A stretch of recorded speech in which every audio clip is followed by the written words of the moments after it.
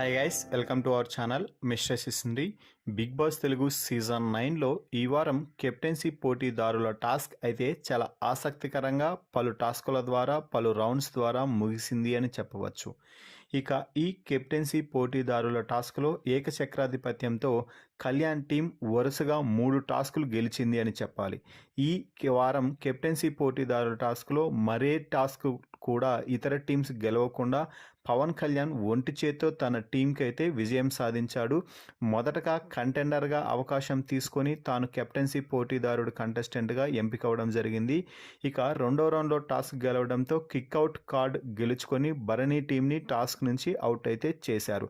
ఇక ముచ్చటగా మూడోసారి కూడా మళ్ళీ పవన్ కళ్యాణ్ టీం తన శక్తితో గెలిపించి మరోసారి కెప్టెన్సీ కంటెండర్గా నిలిచే అవకాశం నిలవడంతో ఈసారి ఇమ్మాన్యుయల్ను కెప్టెన్సీ పోటీదారుడుగా అయితే చేయడం జరిగింది.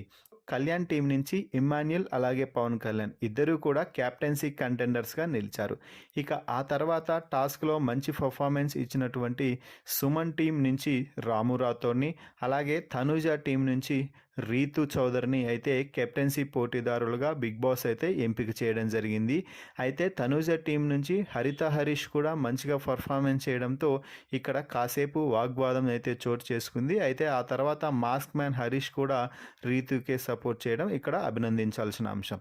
సో మొత్తంగా ఈ వారం కెప్టెన్సీ పోటీదారుల టాస్క్ ముగిసిన తర్వాత కెప్టెన్సీ కంటెండర్స్గా పవన్ కళ్యాణ్, ఇమ్మాన్యుయల్, రీతు చౌదరి అలాగే రాము రాథోడ్ నిలిచారు. సో ఈ నలుగురిలో ఒకరు ఈ వారం బిగ్ బాస్ హౌస్కి కెప్టెన్ కాబోతున్నారు. అయితే ఈ వారం కెప్టెన్సీ పోటీదారుల టాస్క్ చూసిన తర్వాత ఈ వారం కెప్టెన్సీకి ఖచ్చితంగా పవన్ కళ్యాణ్ అర్హుడు అని చెప్పవచ్చు. మరి మీ అభిప్రాయం ప్రకారం ఎవరు కెప్టెన్ అయితే బాగుంటుంది అని మీరు భావిస్తున్నారో అలాగే ఎవరు కెప్టెన్ అవ్వాలని మీరు కోరుకుంటున్నారో వారి పేరుని కామెంట్స్ రూపంలో తెలపండి.